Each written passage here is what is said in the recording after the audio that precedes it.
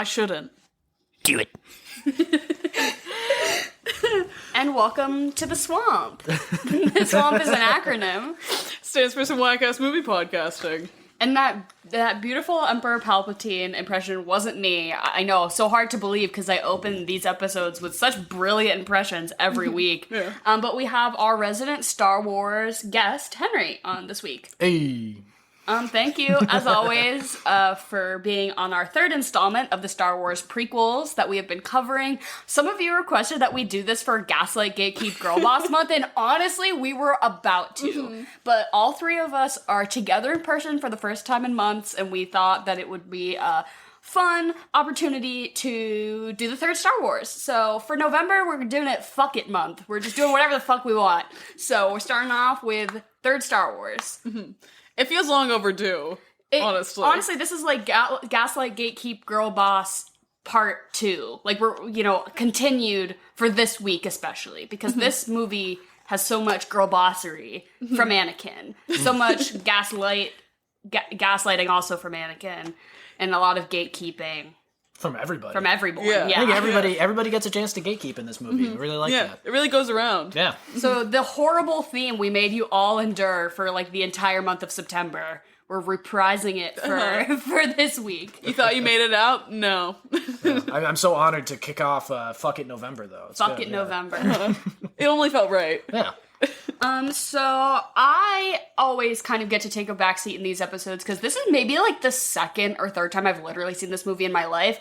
And the two of you, I think, quoted the whole thing verbatim through the entire watching of it. Mm-hmm. So I love every time I'm like, why did he do that? The two of you spring into like a Wikipedia depth level of knowledge as to like every character's background and motivations. Well, so the thing that there's kind of, Star Wars has really been screwed, but also helped by all the expanded universe stuff that exists out there. Mm-hmm. There is like so much other story surrounding this movie that, like, you would be right to say that this part of the movie doesn't make any sense.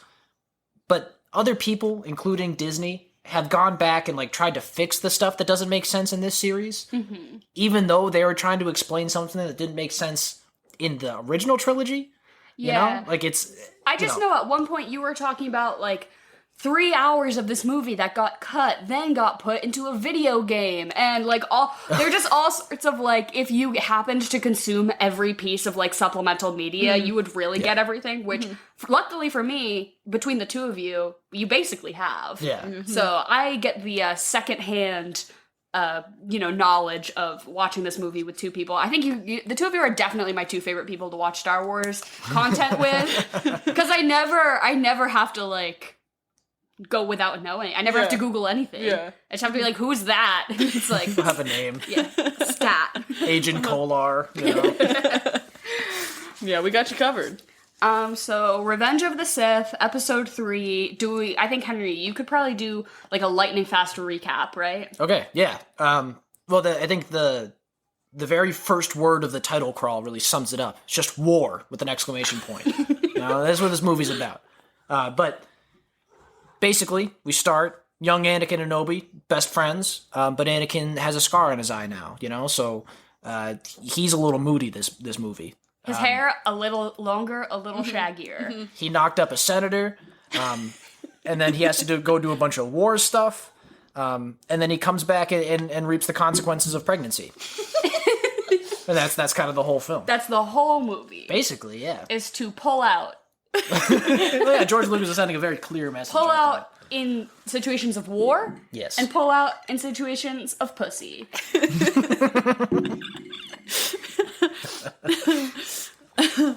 But I mean, so there's other stuff that happens. The whole movie is basically the lead big boss homie Emperor Palpatine becoming emperor, tricking a young impressionable boy into being his number one kill robot, and a pregnant woman. No, she's not dead. She's not pregnant when she dies. So a woman dies.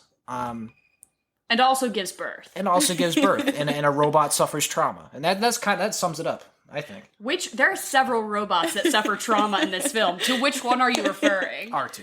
R2. He deserved so much better. Like, and the fact that they say specifically, like, yeah, the one that's talking all the time, his memory gets erased, but that little dude who goes beep boop, he can keep all of his memories and just be trapped. Because no one's gonna understand what he's saying anyway. Yeah, no. R2-D2 is definitely having suicidal thoughts, For like, real. post this movie. My God. There's no character I think I relate to more, because he just kind of does that little high-pitched scream all the time. Okay. I take great issue. We're gonna talk about each individual part of the movie, I'm sure. R2-D2 gets way too much to do in that opening act. I gotta say, The little chase scene. they're constantly telling R2 to do shit. Oh my god. He's like a key part of the mission. He sprays oil on a bunch of battle droids and like burns them to death. You know, like he has like a lightning zapper thing. Yeah. You think this is beyond his capabilities? I just think He's like a Swiss Army knife. There's a he lot- can do anything. exactly, but I think that's it is to sell toys. Like there's a lot of this movie that is very obviously selling toys. You know, True enough. Giving people specific names. And we'll touch on a bunch of this, but giving people specific names, being specific about funny things that just so happen to also be really visually cool. Can you just say General Grievous? Is that what you're talking about? Because if you didn't have a toy of General Grievous with his 8 fucking spider arms, that shit was cool as hell. Yeah. If they're designing a movie in order to sell dope toys, I'm not mad about it, because then you get to buy dope toys. Well, that's what kind of makes there's a lot of criticisms of Star Wars in general. This movie is good. If you are just looking to enjoy an action movie, if you're trying to engage your brain, and I think I've said this about the other 2 Star Wars movies we've watched, you got to be able to turn off your brain and just enjoy the consumerist bullshit. 100%. It is a good movie within those boundaries. Yeah. I mentioned this while we watched it. This is very much a comfort movie for me. I think that means you have mental illness. This isn't news. But yeah, no, it's just one of those ones that you're sitting there and you're like, all right, I don't want to think right now. You know what I'm going to put on? Revenge of the Sith. I think all 3 of these, in my experience, so I really hadn't watched any 3 of these movies in quite a considerable amount of time upon, choosing to do them for the podcast. And every time watching them, I'm just like, these movies are fucking wild. Oh, yeah. Like, packed with so much plot. There's so much shit happening. There's so many characters who have names, like you said. Right. Every little person in the background who is wearing a silly hat, you're like, who is the man with the silly hat? And he has a name and a backstory. And And he can double jump in Lego Star Wars. Exactly. Yeah. And honestly, you can find it all on Wikipedia or whatever the hell they call it. It's Wikipedia. Yeah. Oh yeah. but like most of my memories of these movies are through the Lego games that were on the early PlayStation. So like I see Obi-Wan and I don't see Ewan McGregor. I see a little Lego figure of him. Oh yeah. Like my brain just like copy and pastes. Yeah. Just like I have, vision glasses on that I just see him as a little Lego guy. Running around with no knees. Yeah, no, I feel like a lot of my attachment to this franchise is definitely because of Lego Star Wars. Absolutely. Yeah. Every time I watch one of these, I want to go do a fucking Lego kit. Like, that final scene where they're building the Death Star, I'm like, dude, that's Legos. Oh yeah. Where it's like the disassembled Death Star that's like slowly coming together. I'm like, bro, that's about to be me in 1 week when I go buy myself the Lego kit. That's about to happen in my living room. Oh shit. You get to play Emperor Palpatine in that scenario. Yeah, true. You get to be the architect. So he kind of has like a interesting turn in this movie because he's been basically our main antagonist up until this point, but this is He's where on the down low. shit is really hitting the fan. His skin turns gray. He can shoot lightning out of his fingers now. I asked you while we were watching the movie, I'm like, how can he do that? And you're both like, oh, it's just a thing. I mean, It's a Sith thing. It's a Sith thing.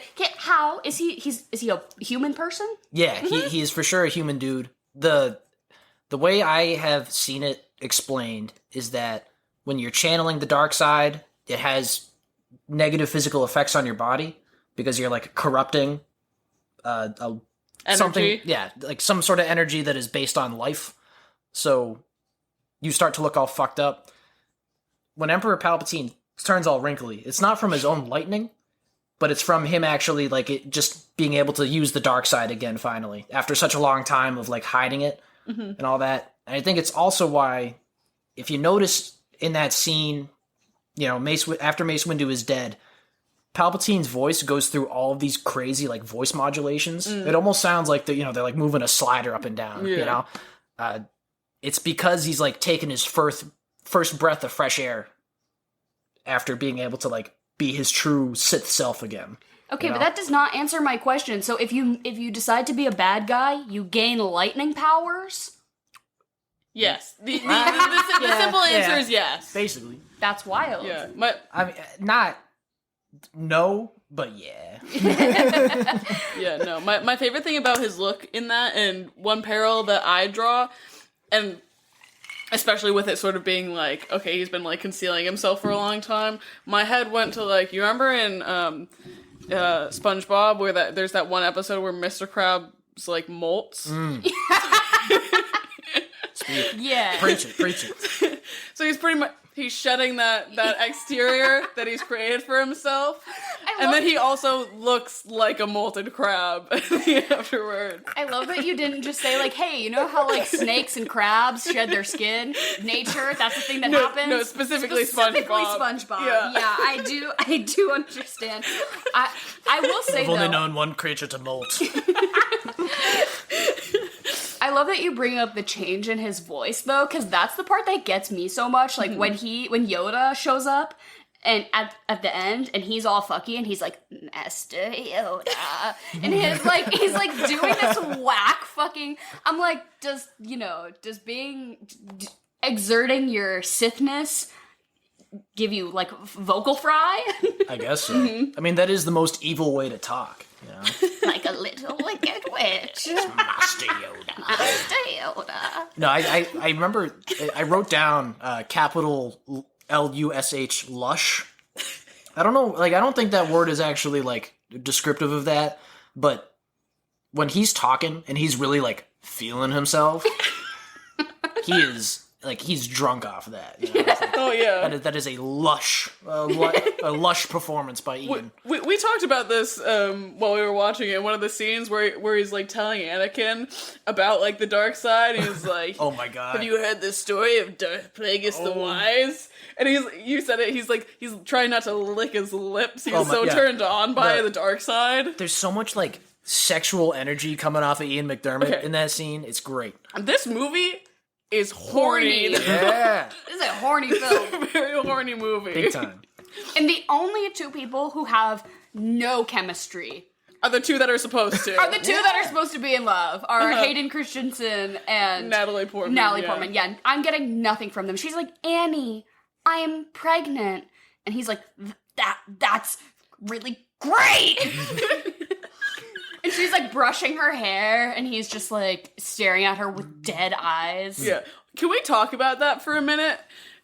Because there's no birth control in this universe. There's not a condom. So the movie starts, right? And they have to rescue Emperor Palpatine, and they do it, and then they get back home. Mm-hmm. And she's like fully on the brink of, I mean, by the end of the movie, she gives birth. So what are we saying? We're putting out 7 months, 8 months? Yeah. Has he not seen her? He's been like at war for like the better part of a year. So haven't seen each other. All right, so I guess that makes sense. Well, so I mean, not to cut you off, what I really wish they had done, and it's one of those, you go back and rewatch this movie, and you get to look at specifically who could have stopped Darth Vader from becoming Darth Vader. Mm-hmm. Padme had just cheated on Anakin. Hear me out, all right? Okay. Maybe he would have been pissed off that, she's going out, while he's at war or whatever, classic Jody situation. But, he comes back, he got cheated on, all of a sudden he gets to ditch this chick, I there's the bad ending is when he becomes Darth Vader, but the good ending, he comes back, finds out he was cheated on, and then he moves on. And then he just ends up with R2-D2 like he was supposed to this whole time. Yeah. You think he ends up with R2-D2? I think he's supposed to end up with Obi-Wan, because the sexual tension with them throughout the entire movie is insane. Especially the fight scene.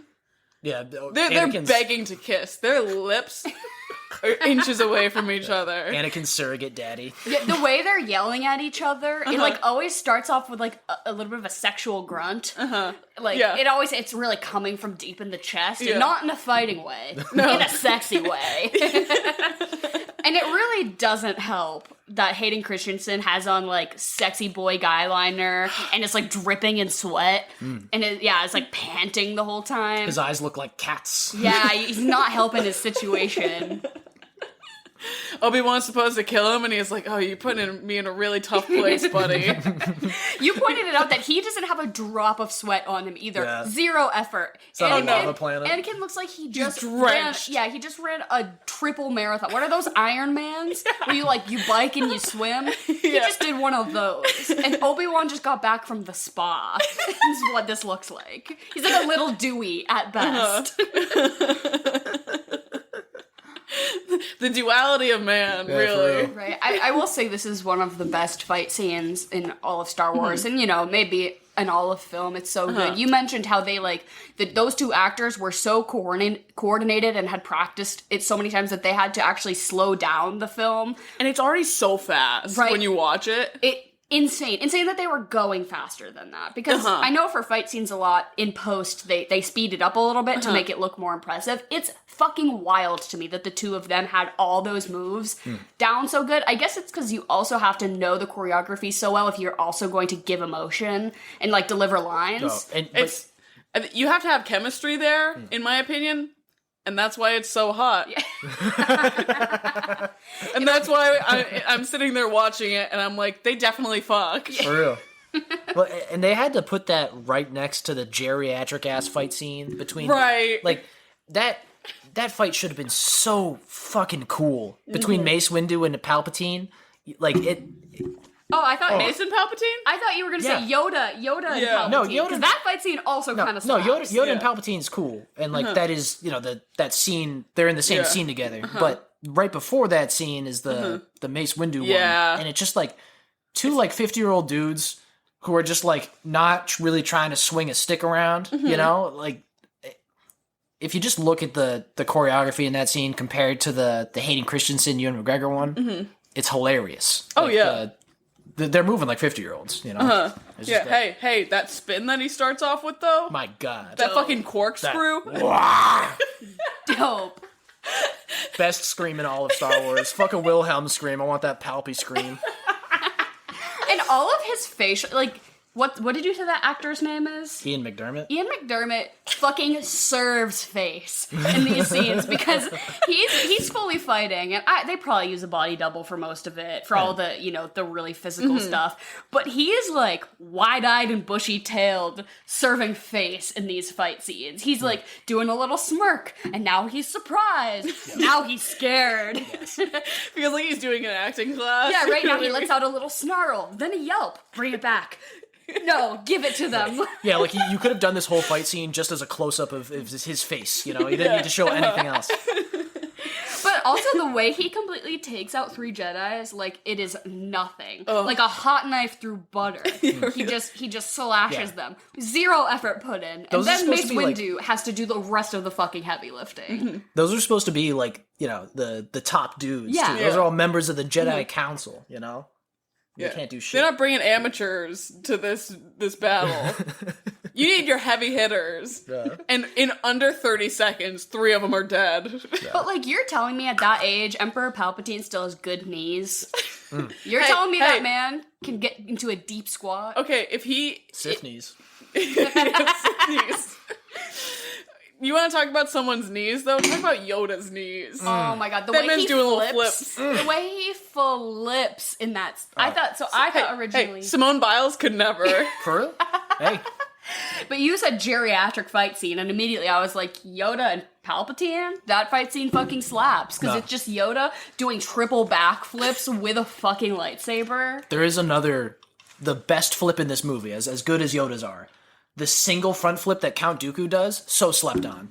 Beginning of the movie, to enter the room. Yes. Count Dooku, the first thing he does, he doesn't say shit. He just walks up with 2 super battle droids and then just front flips it down a staircase. It's incredible. What a queen. Oh, no, for real. That's a way to, enter a room. If you're on a first date, you walk up into that Chili's, Do a front flip. You get yourself up on a balcony, you know? Climb up onto the bar, be like, hey, sorry, can we clear the area? I gotta make this my moment. You gotta be 65 and do a front flip. In a cape. But like Christopher Lee, that is not something, I don't think he has ever been able to do a front flip. I would argue you on that. In his younger days, he was a fucking like Navy SEAL or some shit like that. I bet you he could do a front flip. Didn't he have like an insane amount of acting credits too? He's been in more movies than anybody ever, I think. Yeah. He's in everything. Even like little side roles and stuff. Yeah. Like he's just in a stupid amount of movies. Also, there's some crazy story about how the guy who wrote the James Bond books was his like brother-in-law and based the character of James Bond after Christopher Lee. That sounds right. That's awesome. I'd believe that. Well, yeah, there's that famous like Peter Jackson interview where he's talking about how when he was shooting Lord of the Rings, Christopher Lee was like saying like, no, you shouldn't direct the actors to scream like that after they get stabbed. That's not what they sound like at all. Yeah. So, I know, like, this is what people sound like when they get stabbed. Trust me, I would know. Yeah, that dude's a killer. I think he also like knew J.R.R. Tolkien in some, or like Probably. He had met him or something. Like crazy stories related to every film he's in. Yeah, like, just an insane amount of fun facts. He was just such a badass. R.I.P. God bless. Yeah. Is he dead? Yeah, I think it was like last year or something like that. That's so sad. No. Hold on. Yeesh. It's crazy that they only let hot people in space, huh? There's not one ugly motherfucker, except for maybe Palpatine, but that's just because he's got an ugly attitude. So, all right. To circle back around, all right, opening scene. They say a couple of things by name, and this is like another example of like the Star Wars just being a toy commercial. The Buzz Droids thing. Yeah. Very, I have very specific memories of having a Buzz Droids, like, Lego Star Wars kit as a kid. Oh. So, like, just selling shit. Attaching names to the droids, I think, is the clearest example. Are you mad? Because, like, you sound mad. Yeah. Now you got me thinking, like, General Grievous's, like, little droid guys, The Magna Guards have names. I don't know. I'm too cynical to enjoy Star Wars now, but I love Star Wars.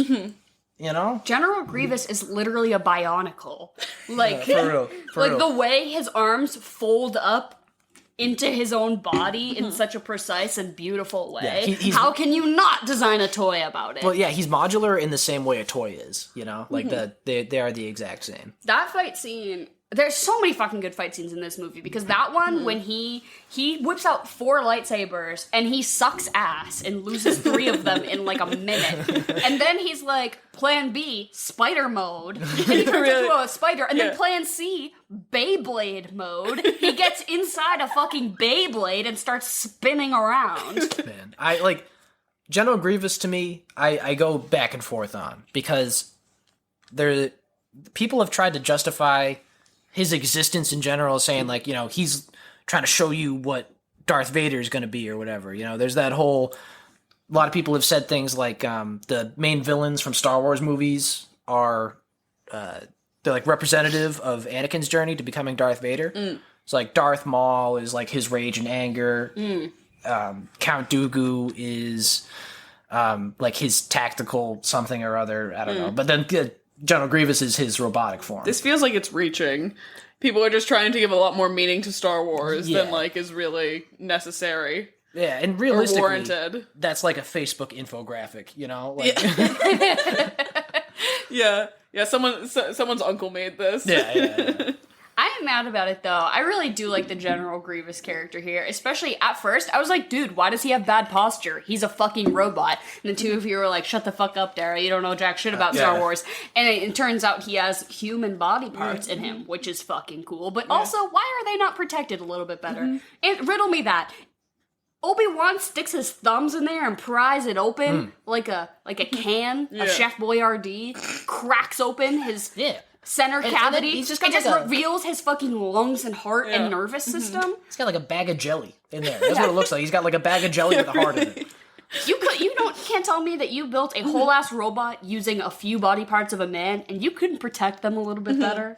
Yeah. Shameful. Just put him in a little box. You know could what I give mean? him spider legs, but you couldn't add in like a reinforced a safe. Got to put in a code or something to Yeah, get in something. there. Like, that feels intentional at that point. Yeah, You know what I mean? You're asking to get your ass whooped. It's like an Yeah. open concept torso design.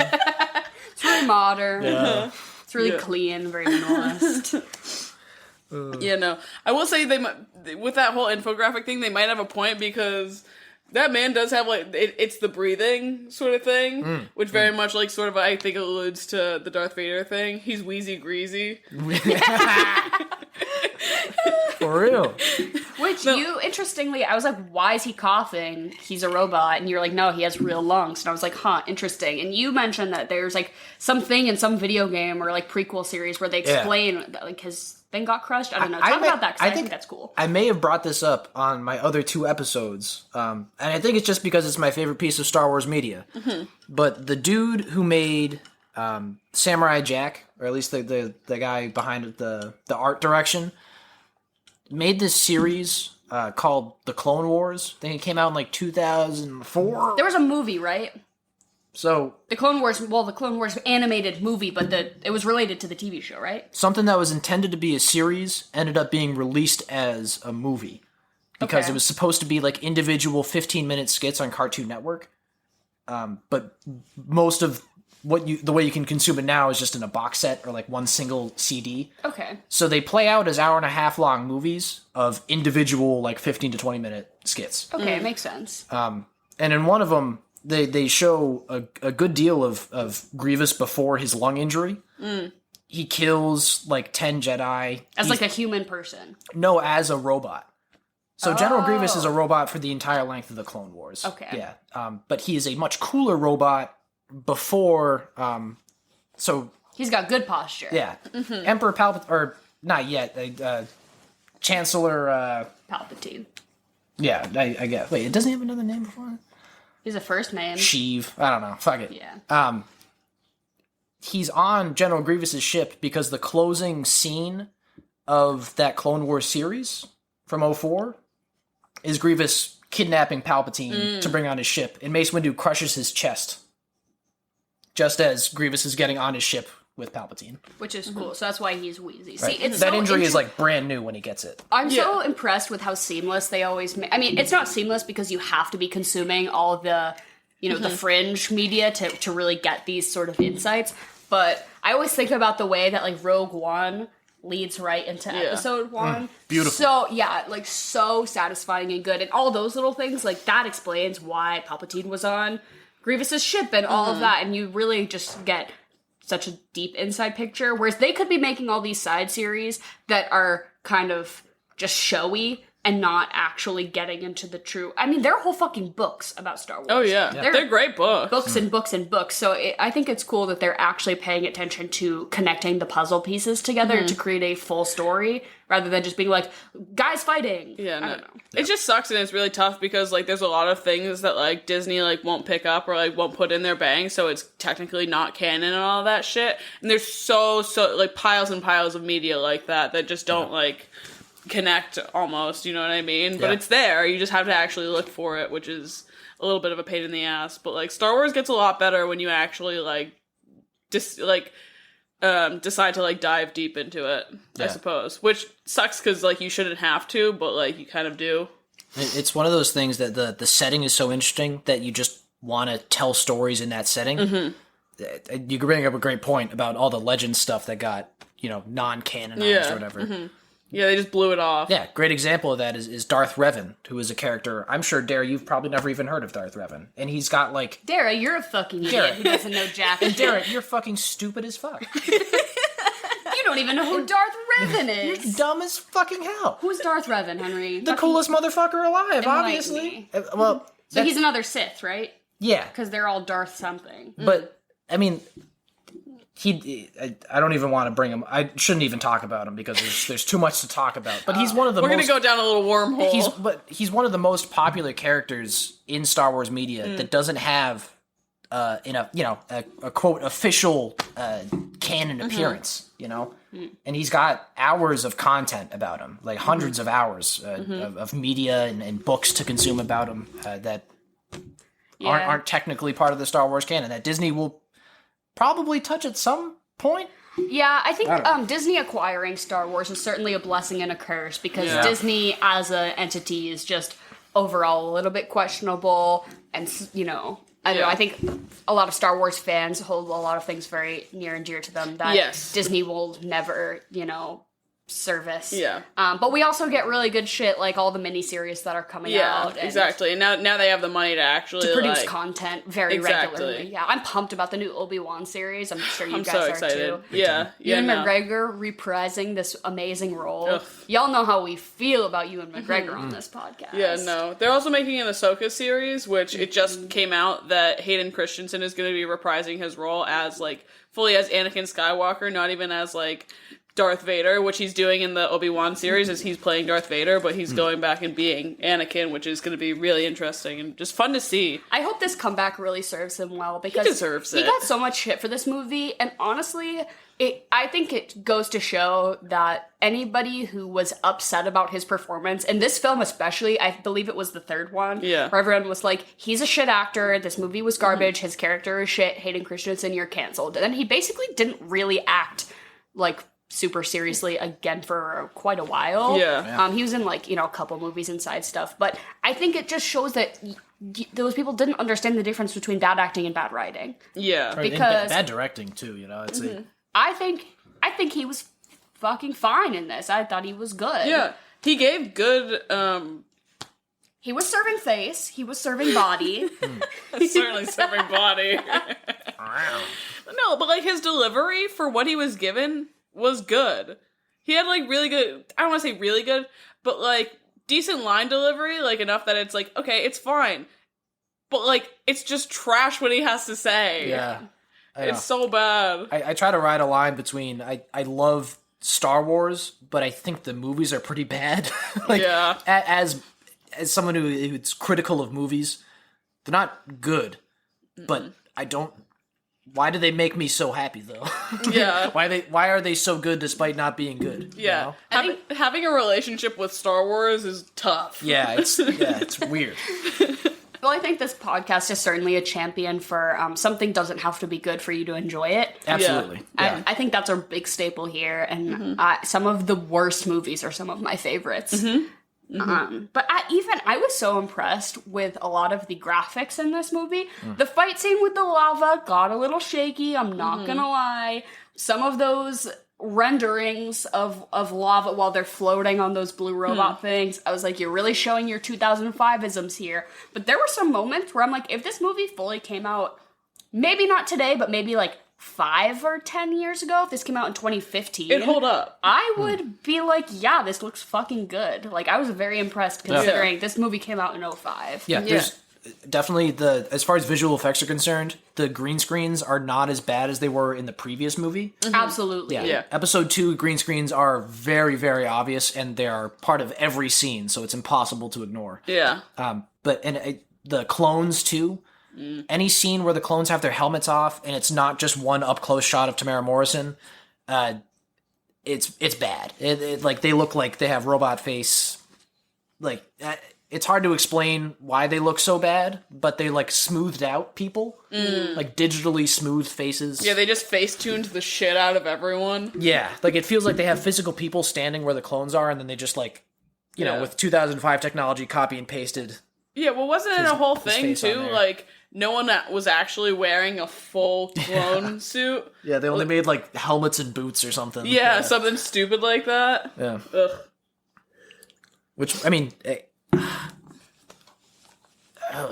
just hate to see them cutting costs. Jesus. It's such a huge franchise. Exactly. And you can't make actual suits for these people. Right. And it would have, at some points, it would have sold it so much more. And you probably would have, I think part of that is because they didn't really intend on showing a lot of Jedi clone interaction.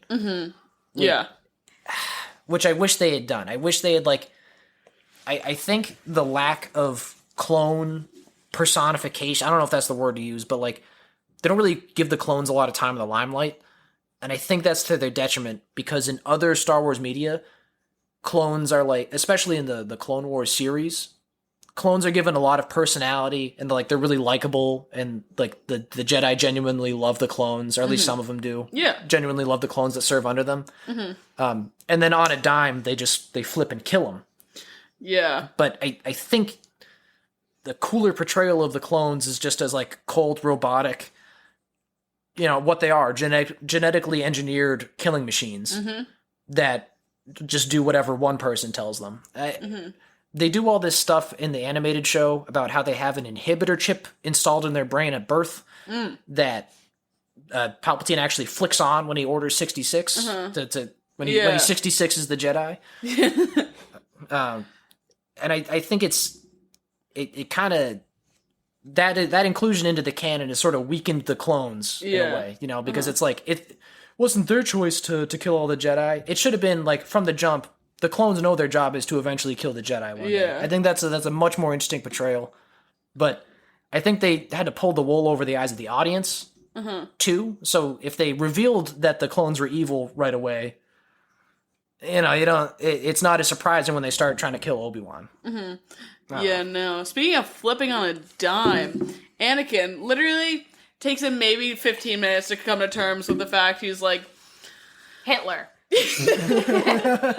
Yeah, exactly. Palpatine literally, he knights him pretty much. He's like, all right, you're Darth Vader. Go kill everyone in the Jedi Temple. And he's just like, okay. It's like all kids, by the way. He's like, oh, sure. It is. I love, though, how in the first scene, it takes Emperor Palpatine a good 2-minute speech to convince Anakin to kill Count Dooku. And he's like, do it. Yeah. You know, that whole scene. And then by the end, all he has to do is like, pop off, sis. And Anakin's like, yes, and just kills a bunch of kids with zero remorse. He says some shit like, you know what's going on. You already know what's happening. Oh my god, the scene where he was Master Skywalker, what are we going to do? I have to laugh. Get fucked. Get fucked. Baby Jedi.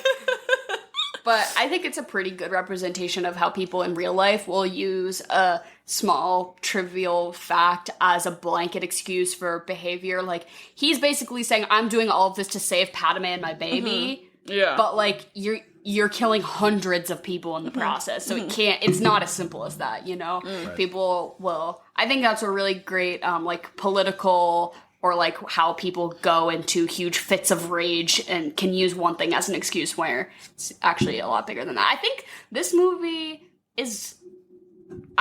I think it's pretty interesting because the new Dune just came out, and as we watch it, it's very similar as like a politically charged space opera. There's a lot in common, I think, with this is also like a lot of layers of politics and human emotion, and also robots on space. Yeah. Can't forget about those. Just like a very specific kind of media that I think takes a certain type of person to enjoy. Yeah, no. Speaking of like space opera,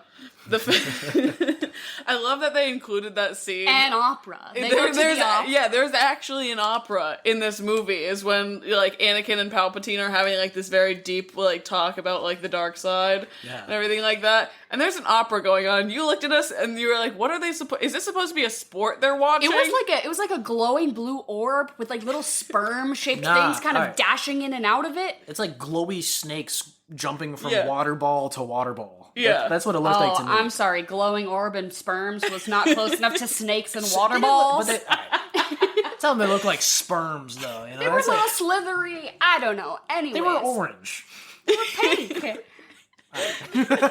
Anyways. But I was like, what? Because there was no music. There was no John Williams opera moment happening. No, there was like... deep like baroque there was like noise music with like strings and people like, you know, exactly a little bit of that. They actually had you do the soundtrack. I didn't want to name drop anybody, you know. But I was like, what sport is this? I'm like, what sort of fucked alien sport is happening right now? Opera. No, that's what lacrosse looks like in like 4 years.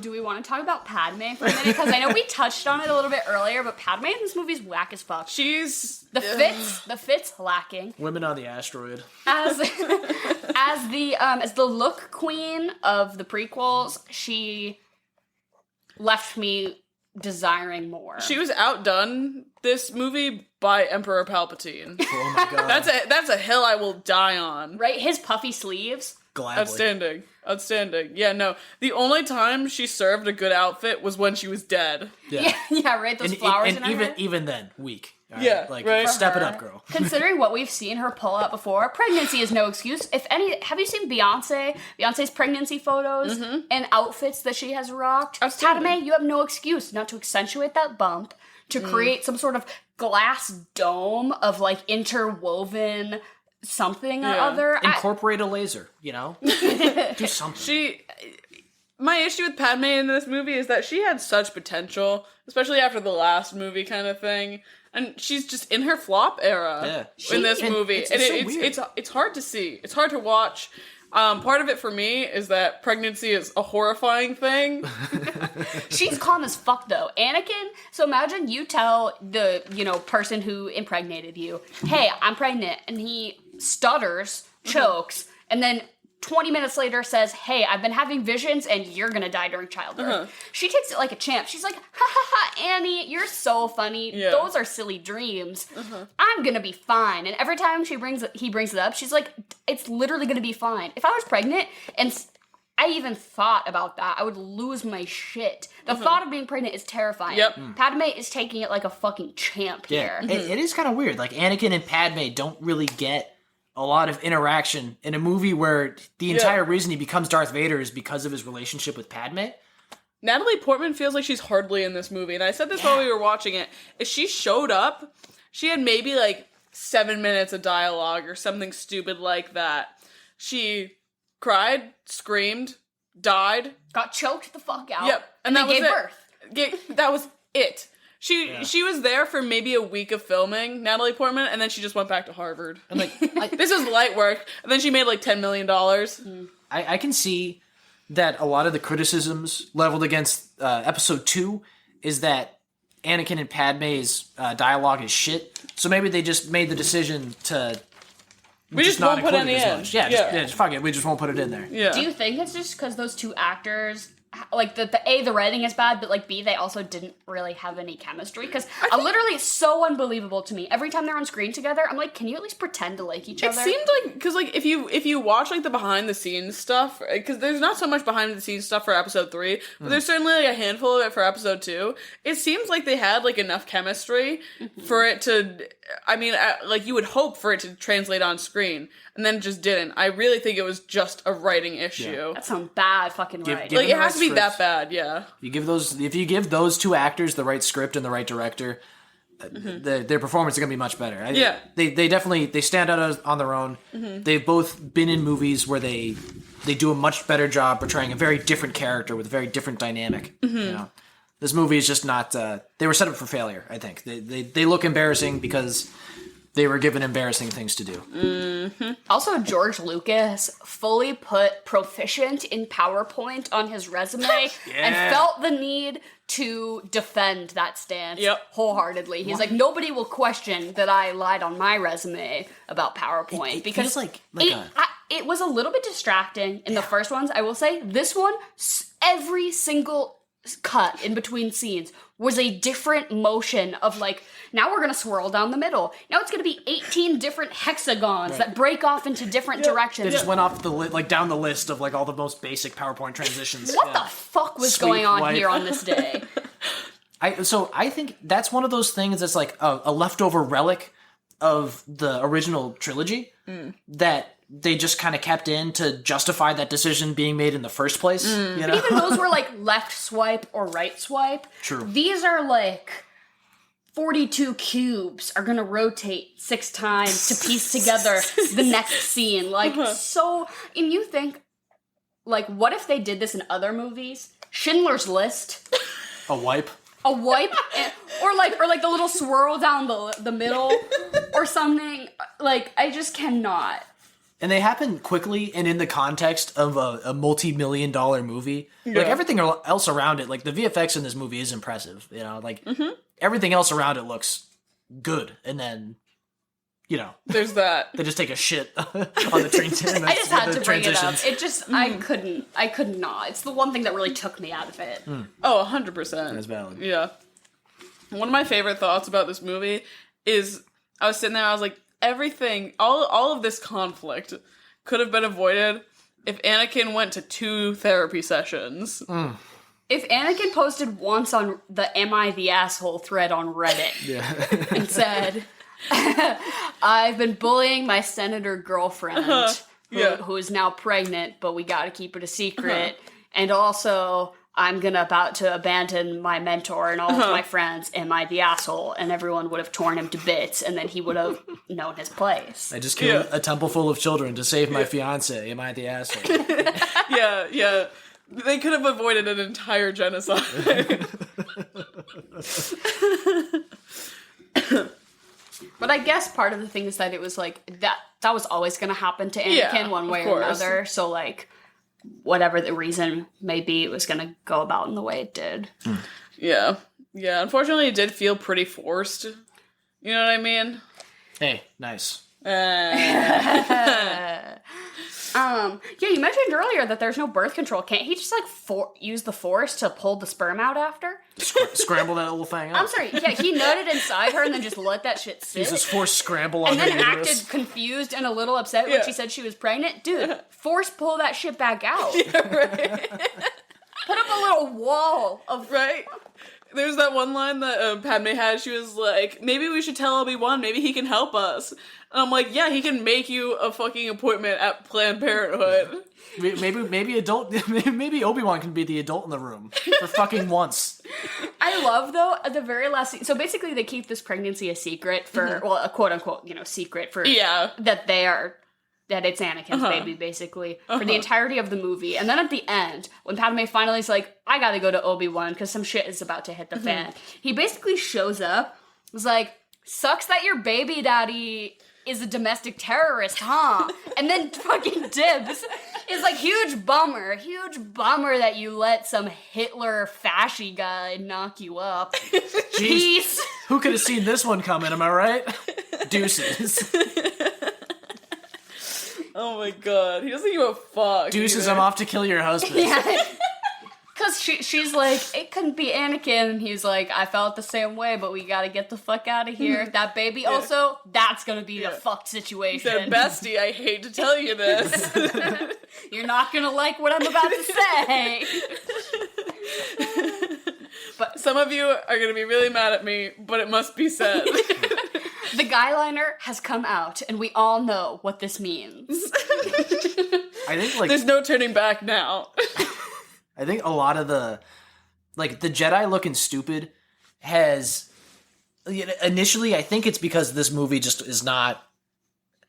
I don't want to say the movie's bad, but, like, a lot of the decisions the Jedi make have post-mortem been assigned to the fact that, like, the Jedi are, like... they're an incompetent organization. They hold on to a lot of like old fashioned values. They're emotionally repressed. They don't actually they never face that. They show those criticisms, but the way they show it just kind of feels like the movie is bad. Like Obi-Wan will be emotionless while talking to Padme about Anakin killing all those kids, and it feels while you're watching it that Obi-Wan is just like giving a bad performance or that like he's being directed poorly, but it's you could try to say that it's just that the Jedi Order is repressing his emotions or whatever bullshit. But I do think a lot of that stuff has been, post-mortem.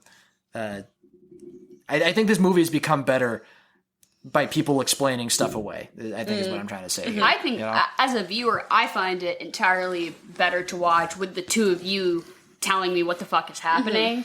Because if I were to go a dry with this, I think I would have not gotten a lot of the things organically that the two of you have then explained to me. The expanded universe has made all of these movies much better. I think that's a big reason why people don't hate the sequels as much anymore, or hate the sequels more than the prequels is because like so many books and video games and shows have come out that make those movies make sense, and the sequels do not have that advantage. You know, for all their flaws, they don't have the help of an expanded universe in the same way that the prequels do, I think. Which I think they're making up a lot for the shitty sequel movies with these sort of series. Yeah. Like, I thought The Mandalorian was fucking great. I'm super pumped about the Boba Fett show. I think they're going back to what fans liked about Star Wars rather than trying to do something new and exciting. They're taking those nuggets of things that people really enjoyed about the original and then expanding on those, which I think is totally the better direction to go. Yeah, for sure. But so do we want to get into our regularly scheduled bits? Yeah, what should we get into first? Well, fuck, marry, kill so hard because, like I said, they don't let ugly people in space, but they do let dumb people and they do let mean people. Should we go for our big three? We did it in the I mean, it was the same three the last time we covered this, but I feel like my opinions have changed. Is it Obi-Wan, Padme, and Anakin? Yes. Okay. I can accept that as our three pro tags. Okay. Well, Padme's pregnant. Can't get down with that. I'm gonna kill her. Respect. She's gonna die anyways. Whatever. It's fine. Anakin got a lot hotter in this one. That hair, the guy liner, the sweaty shine to his face that he has constantly. The evil bags under his eyes. Yep, I'm gonna fuck. Of course. It's the obvious answer. And then, who can question the choice to marry Obi-Wan? Absolutely. Yeah. Okay, so I agree. We kill Padme. Yeah. I have to argue, though. Can you fix him? Can you fix him? You don't try to fix him. You marry him and rule the galaxy together with him. Obviously. That's the whole fucking point of being with Darth. You get to overthrow Palpatine and rule the galaxy with the hot ass bionic mans, and then Fair enough. and Obi-Wan's a great lay. You never get to fuck, though. That doesn't matter.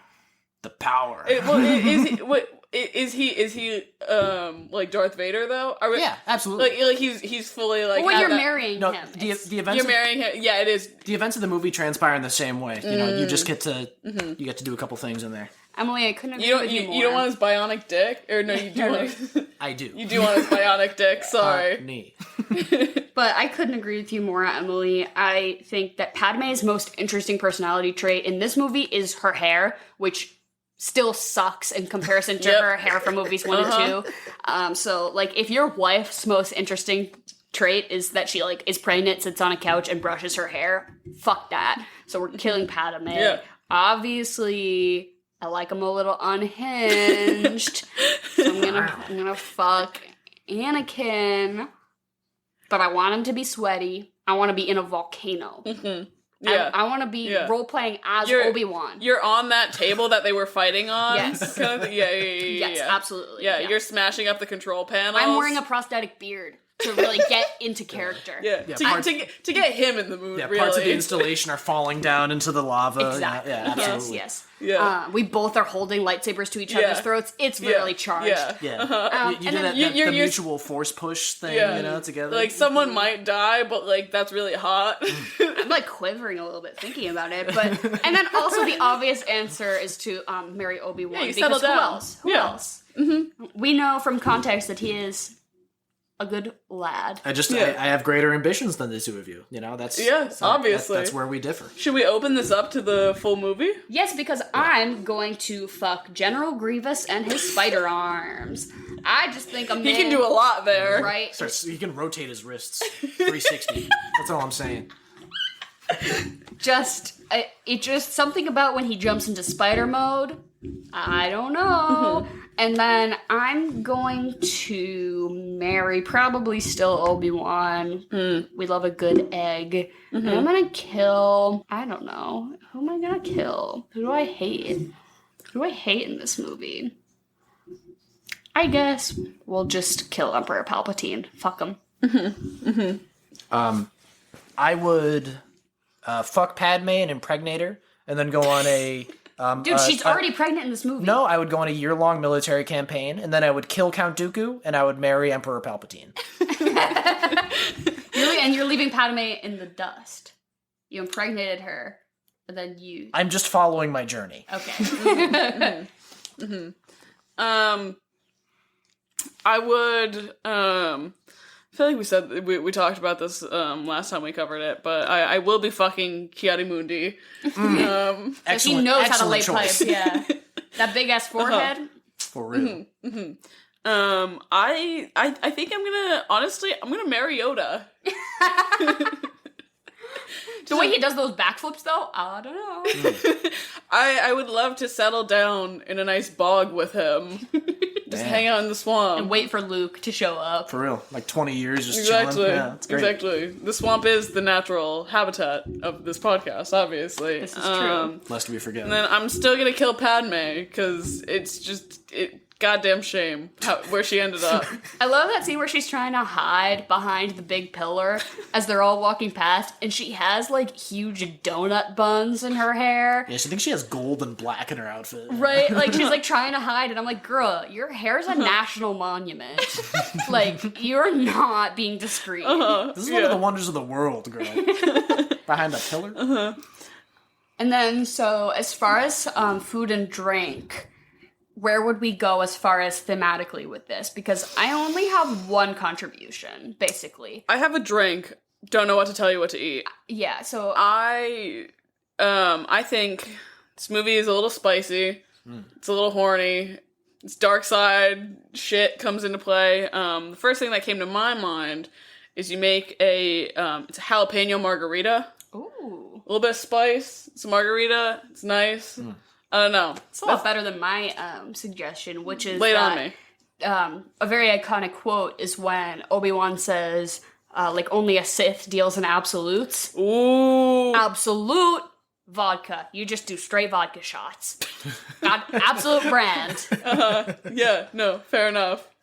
I think that you have to, because it's like the end of another series, you got to go back and you got to hit all the marks, you know? Okay. So you got to have a pear from episode 2. You got to have like a weird CGI pear. So we're making a spread here. Yeah, it's like a charcuterie board. You have some blue milk. Some sand. Yeah, a little sand. You know, I think it's for this movie, it's kind of like the blood of children. Absolutely. Yeah, you need to kill a couple of religious kids, specifically. A couple of, like, abducted religious fundamentalist kids. Yeah, you start there, and then the board will build itself. Actually, though, I don't think we ever see anyone eat in this movie. No. Because we have, usually that's our starting point, but I don't think we see anyone consume anything. No. I don't know if there's any food at all. Like, not even, like... We don't see food come to mouth, and we don't see a meal being served. I'd say one thing that comes to mind, just visually... Breast milk. Yeah. Okay, I think Dara hits on a really...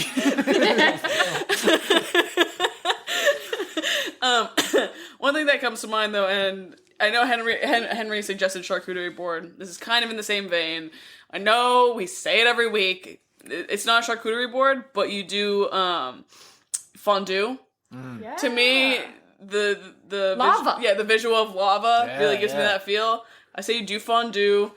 You can get, I mean, maybe some pears, some apples, bread, like chocolate, the whole cheese. bit. Yeah. Oh, for sure. Yeah, do a little fondue action, a little spicy margarita. I don't know that it's gonna mix well, but That sounds pretty damn good. But this movie should leave you feeling a little uneasy, so you might as well make it a part of your reality. Yeah. Nauseous, but not gonna like definitely not gonna puke, but definitely nauseous. You know? like you're telling all the people around you, hey, I'm not gonna puke right now. Hey, I'm not gonna puke. Yeah. But like you could. Yeah. No, you do have Tums on the charcuterie board. Yeah, Like on the spread with everything else. Yeah. And then as far as what to watch next, it cannot be another Star Wars movie. No. Especially because I think if you're going to watch all 3 sequels in a row, this is kind of the end of your experience. But if you're watching this movie dry, like just as is, what is the next step? And so I think that this movie has a great score. I think you could also just follow it up with any really iconic John Williams moment. E.T., Catch Me If You Can, Raiders of the Lost Ark, any sort of when you're like Harry Potter, the first Harry Potter, anytime John Williams makes you nut in your pants, like this movie was making me nut with the score. Any John Williams, like, making you nut moment, I think could be a next good step. I really think I said this in the last time we covered it, but, like, Hayden Christensen just looks like Topher Grace to me, like, exactly. And so sometimes I forget, and I'm like, Topher Grace? And so it just makes me want to watch the third Sam Raimi Spider-Man movie, where it's, like, unhinged Topher Grace being Eddie Brock. I really feel like I said this last time, but it just gives me that vibe. Whenever I see Hayden Christensen as Anakin, I'm like, Eddie Brock in Sam Raimi's third installment of Spider-Man.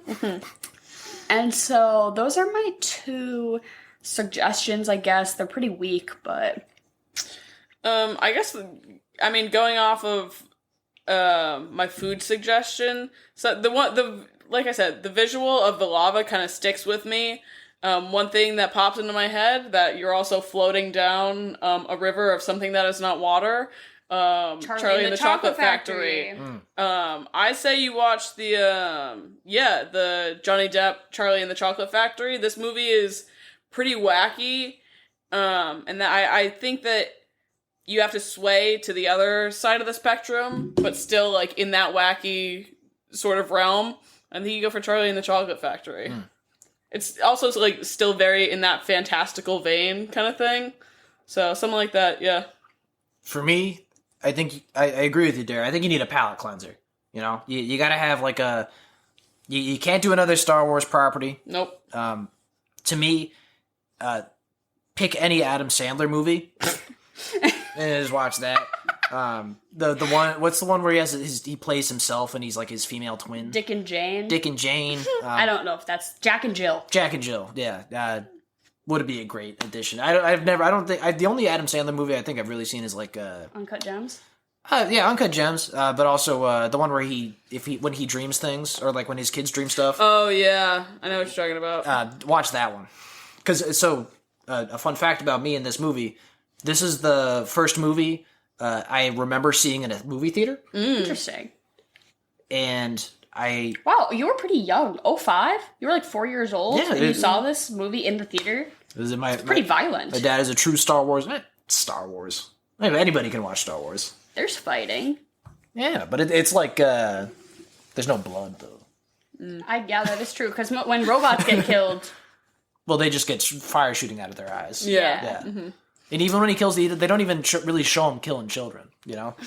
They just, like, imply it a bunch. Yeah. I'll say... Adam Sandler, though. I'll say my last minute addition, I don't know the name of this film, but there's that movie where Natalie Portman is pregnant and lives in a Walmart. Oh, yeah. It's like she's pregnant and she secretly lives in a Walmart. I've never seen it, and I don't know the name of it, but pregnant Natalie Portman doing something... Yeah. Is a connection. Actually doing something this time. Yeah. So I don't know. Take with that what you will. Yeah. And then 1 to 10, I'll give this movie a 7.5. Like I said, this is my comfort movie. 9. I'll give it a 9. Give it a 10 out of 10. There you go. I only watch perfect movies. Hank is only on this podcast for perfect movies, and there have only been 3. So far, they just happen to be the 3 prequels. That's it. Yeah. So thank you for joining us for our first installment of Fuck It November, where we just do whatever the fuck we want, because we've been really forcing these themes lately. And tune in next week where we also watch something that we want to talk about. So make sure to follow us on social media. All of our handles and links are in the description below. Please send us requests. We keep track of them all. Send us DMs. What movies do you like? We love to read them. We love to respond to you. Our TikTok, go watch them. Go, comment on them. We love the algorithm, but only if you love it first. Or something like that. Our website, you can check it out. We have merch, too. We're working on merch, getting more merch, things. We're always working on merch. We're always trying to work on more merch, but that's why we keep this podcast ad-free, because we've had some questionable sponsors come and ask us, and I refuse to do an ad read for something I think is stupid. So I'd rather just sell y'all tote bags than try to push you to buy razors. So what's a good Star Wars quote we can end them on? You put me on the spot. Sorry. Oh, how does liberty fall with applause or something like that? Yeah, so this is how liberty dies, with thunderous applause. Yeah, that was a pretty good one. Thanks, Natalie.